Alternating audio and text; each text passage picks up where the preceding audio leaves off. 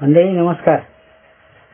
सोनं आणि त्याचं अर्थव्यवस्थेतलं स्थान या विसामा वाहिनीवर प्रकाशित झालेल्या पहिल्या भागाला चांगला प्रतिसाद मिळाला याचा आनंद वाटतो.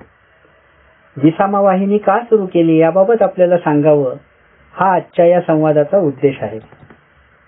सुमारे 25-30 वर्षांपूर्वी अरुण सारथी या लेखकांनी लिहिलेलं महाराष्ट्राची शोकांतिका या नावाचं पुस्तक माझ्या वाचनात आलं.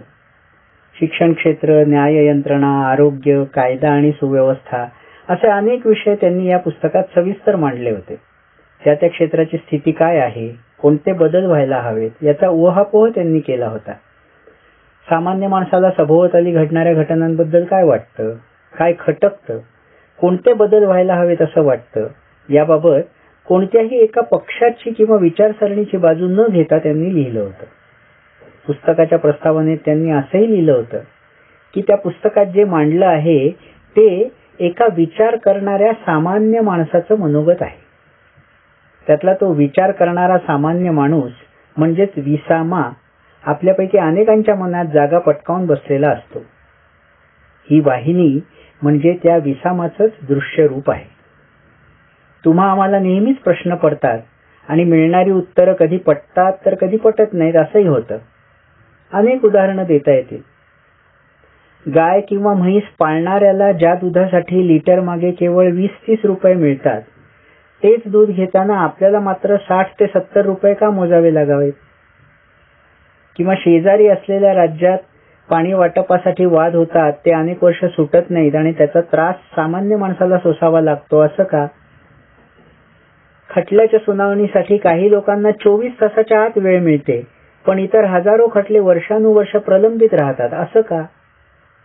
अनेक ठिकाणी वीज कपात करावी लागण्यासारखी परिस्थिती असूनही दुसरीकडे वीज जाळून रात्री क्रिकेटचे सामने खेळवले जातात. बरं, इतकं करून त्या सामन्यातून होणाऱ्या रगड नफ्यावर करमाफी दिली जाते. हा सगळा काय प्रकार आहे? विचार करणाऱ्या सामान्य माणसाला हे सगळे प्रश्न पडतच असतात. यामागची कारणं जाणून घ्यावीशी वाटतात आणि यावर उपाय निघाले पाहिजेत असंही वाटतं, पण त्याच्याकडे वेळ नसतो. दुसरीकडे काही चांगल्या घटनांबाबतही प्रश्न पडतात बरं का. म्हणजे उदाहरणार्थ चंद्राच्या दक्षिण ध्रुवावर यान उतरवण्याची इतर कोणत्याही देशाला न जमलेली कामगिरी आपल्या देशाचे शास्त्रज्ञ कशी काय करून दाखवतात? अवघ्या 15व्या-17व्या वर्षी कोणी प्रज्ञानानंद बुद्धिबळाच्या खेळात विश्वविजेत्या खेळाडूंनाही हरवतो ते त्याला कसं काय जमतं? कृत्रिम बुद्धिमत्तेचा वापर करून आजची अवघड कामं म्हणे उद्या सोपी होणार आहेत, पण ती कशी काय? कोणी म्हणतं जुनं ते सोनं, तर कोणी म्हणतं जुनं जाऊ द्या मरणा लागी. आता मग यातलं बरोबर काय ते ठरवायचं कसं? शेतमालाचे भाव कमी झाले तर शेतकरी चिंतेत आणि वाढले तर सामान्य गृहस्थ आणि गृहिणी चिंतेत. मग नेमकं करायचं तरी काय? असे अनेक प्रश्न असतात. अशा वेळी कोणाचीही बाजू न घेता शांतपणे, तटस्थपणे एकेका विषयाचा मागोवा घ्यायचा, जाणकारांबरोबर चर्चा करायची, वेगवेगळे पैलू जाणून घ्यायचे, समस्या कोणत्या आणि दोष कोणाचा एवढंच न बघता त्या सोडवण्याचे उपायही समजून घ्यायचे, अशा भूमिकेतून ही वाहिनी सुरू केली आहे. विचार करणाऱ्या सामान्य माणसाला कोणती माहिती असणं आवश्यक आहे, कोणत्या शंका आहेत, त्याच्या अपेक्षा काय, त्या पूर्ण कशा करायच्या, त्याच्या अडचणी कोणत्या आहेत आणि त्या सुटतील कशा याचाही विचार केला पाहिजे, अशी भूमिका आहे. हा विचार तुम्हाला पटतो का? सामान्य माणसाच्या आणि देशाच्या हिताचं काय आहे? आपण कोणती भूमिका घ्यायला पाहिजे?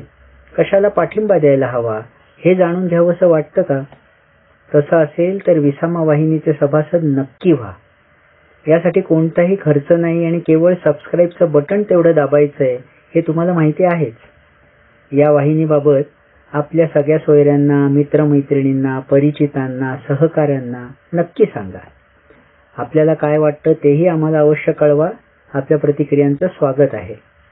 लवकरच पुढच्या भागात नव्या विषयासह भेटूया. धन्यवाद आणि नमस्कार. वंदे मातरम. सर्वेपि सुखिनः सन्तु, अर्थात सर्वांचे कल्याण होवो.